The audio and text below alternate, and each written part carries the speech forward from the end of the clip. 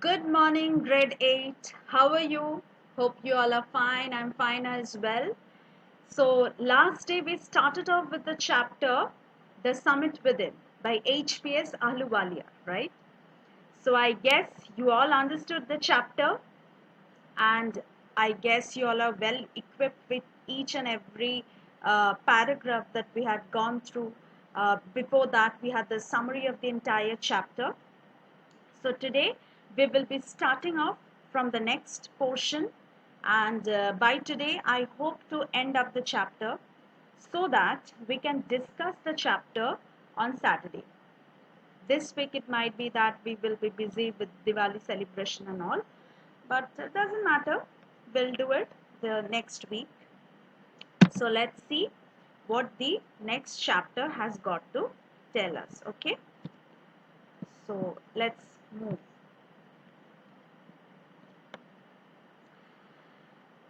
Para 7, okay, paragraph 7, which starts with glimpsing a peak in the distance. Okay, so glimpsing a peak in the distance, I get transported into another world.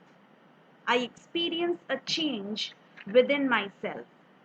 So once I am going to have a glimpse, a glance, a eye of the peak of the mountain, I become a totally different person. I don't know what happens inside me, what happens within me, but altogether I'm a totally different person, which can only be called mystical by its beauty, aloofness, might, ruggedness, and the difficulties encountered on the way. The peak draws me to it, as Everest did. It is a challenge that is difficult to resist. So you will find that this kind of peak of the mountain is really very difficult to resist. I told you, right, in the last day also, it's kind of an addiction that you get. Climbing mountain has become a kind of addiction for the people who are really addicted to it. Why am I using this word addiction? Because they crave to go to that place. As few people get addicted to cold drinks like soft drinks, uh, cocoa, caffeine, and everything. We get addicted to a thing. So this rock climbing, mountain climbing becomes a sort of addiction for them. And once they reach to that level, they're totally a different person. That's what is told to us. Let's move on to the next paragraph, which starts with looking back, I find. Looking back, I find that I have not yet fully explained why I climbed Everest. It is like answering a question why you breathe. Why do you help your neighbor? Why do you want to do good acts? There is no final answer possible. So, answering to the very question that why do you like to climb the Everest, or why is it Everest? Why mountain climbing? So, such questions is just like, why do you have the urge to help poor people or your neighbor when they are in danger? It's like answering, why do you even breathe? Like, these are petty questions which are really difficult to answer. We might not be able to answer these questions. So the same thing is really told in this story. That mountain climbing is such a thing for me. It's kind of questioning. If you question me, why mountain climbing? It's just like an awestruck moment for me. I really do not know what to answer at this moment. Because it's kind of a regular answer that why do I breathe? Why do I feel the urge, or why do I feel the need to help my neighbor? Why do I even breathe? So this sort of triple questions really has got no answer. Your your urge to help someone, you cannot explain it to anyone. Rather, it can't be explained, right? So let's move on to the next paragraph. And then there is the fact that Everest is not just a physical climb. The man who has been to the mountain's top becomes conscious in a special manner of his own smallness in this large universe. So you see that once you're ready to climb the mountain, and once you have done this mountain climbing, you are altogether a different person, I'm telling you. And the author has stressed this particular thing repeatedly, that once you are done with mountain climbing, you are altogether a different person. Your mentality changes, your physique changes. You come out into a mystical world where everything becomes, kind of a you do not take the words of other people too much into yourself, because actually you have done a work which cannot be done by everyone. The challenge that you have taken up cannot be taken up by each and everyone. This is not a job of everyone. This is a job which very few people can do. Mountain climbing is not a cup of tea of everyone. Everyone cannot sip into this cup of tea, right? It needs courage, it needs challenge, it needs your enthusiasm in order to face this. And that's why it is said that it is not everyone's cup of tea. Everyone cannot be into such a thing, rather. And you are great. You are independent. You have achieved that thing. You should be proud of this moment that, yes, I have achieved it. Yes, I have done it. So you're altogether a different person, right? The next one. Consider a typical climb towards the summit on the last heights. You're sharing a rope with another climber. You form in. He cuts the steps in the hard ice. Then he belays and you inch your way up. The climb is green. You strain very nerve as you take every step. Famous climbers have left records of the help given by others. They have also recorded how they needed just that help. Else they might have given up. Breathing is difficult. You curse yourself for having let yourself in for this. You wonder why you ever undertook the ascent. There are moments when you feel like going back. It would be sheer relief to go down instead of up. But almost at once you snap out of that mood, there is something in you that does not let you give up the challenge, right? That does not let you give up the struggle. And you go on. Your companion keeps up with you.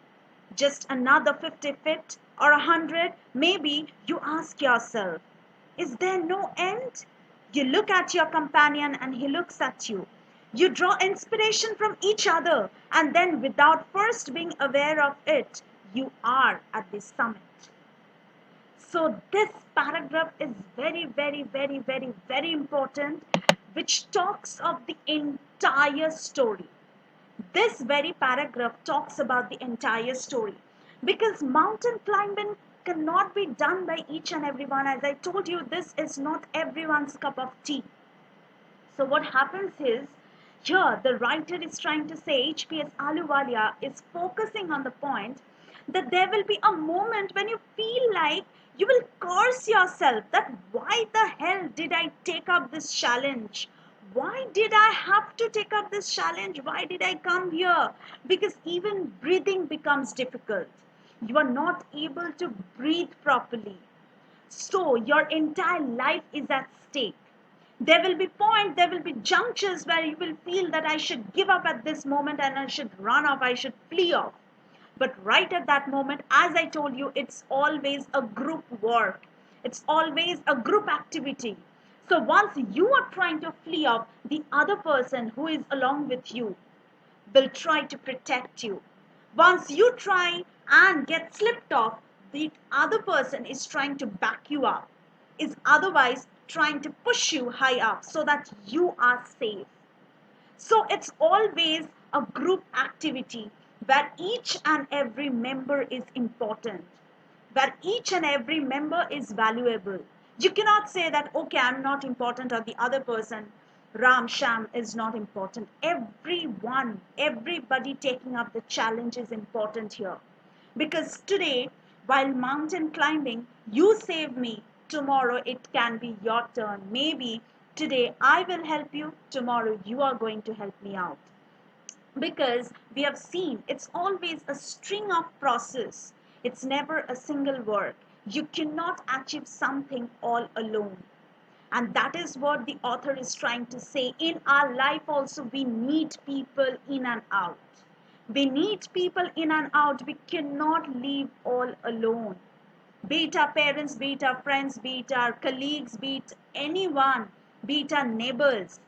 You cannot say that I don't need anyone in my life. No, you can never say. Because we all are social human beings and we are dependent, we are rather independent or interdependent on each other. We might be independent, but on the other hand, we are interdependent on each other. Even this life cycle depends on each other. The plants, the trees, the animals, somewhere or the other help each other in order to back up the other life cycle of the entire process. So this mountain climbing teaches us many things. Once you are at a point that, okay, right now I wish to give up, I do not wish to focus, I do not wish to move in front, the other person gives you a push, gives you a backup that no, another 50 feet, another 60 feet, and then you are at the summit. The other person always backs you, push you, crunches on you, that do not give up. And once you are trying to move height up height, one above the other, you find that not only climbing is difficult, but climbing down from the mountain is as difficult as climbing the mountain. That's what we find in the entire story. It's not that only climbing the mountain is difficult, it's also that climbing down or climbing through the mountain is also equally difficult. So entire process of mountain climbing, either climbing up or climbing down, neither of the process, neither of the ways are easy.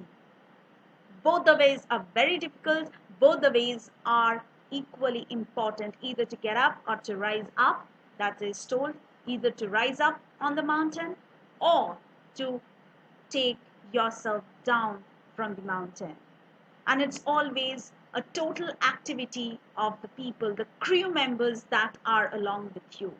It's always about the crew members that are along with you. You cannot take up anything all alone.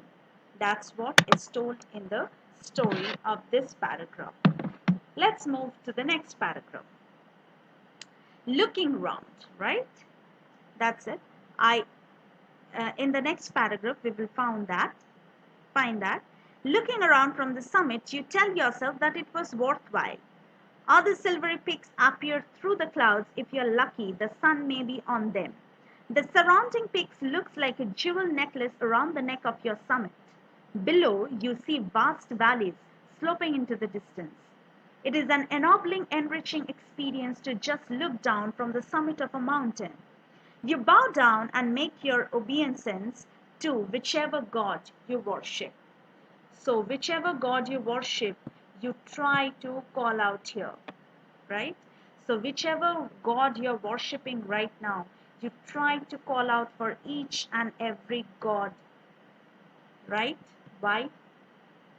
Because this entire process of mountain climbing is not easy. And once you have achieved that, once you are at the height of it, you tend to thank God, okay, whichever God you believe, either Hindu, Muslim, Jain, Buddhism, Christian, it doesn't matter. Whichever God you believe in or whichever religion you are, you just fold your hands. You just thank God for taking up the challenge and for making you a successful person in overcoming the challenge. So this entire process is such an important process that at the end, while you are at the summit, while you are at the top of the mountain, all that you do is standing up from there, the entire view that you get, standing up high on the mountain, the entire view that you get, you try and you tend to thank God, and you relish, you cherish the jeweled portion that you find from there. We all know, even while buying some houses, flats, and complexes, any flat once you go to buy, you always tend to buy the flats at the top level. Why? Because anything from top looks the best. Anything from top of the mountain will give you the wildest, the best view that you can imagine. So standing up high at the mountain, you get the best view that you can imagine, right? So that is the point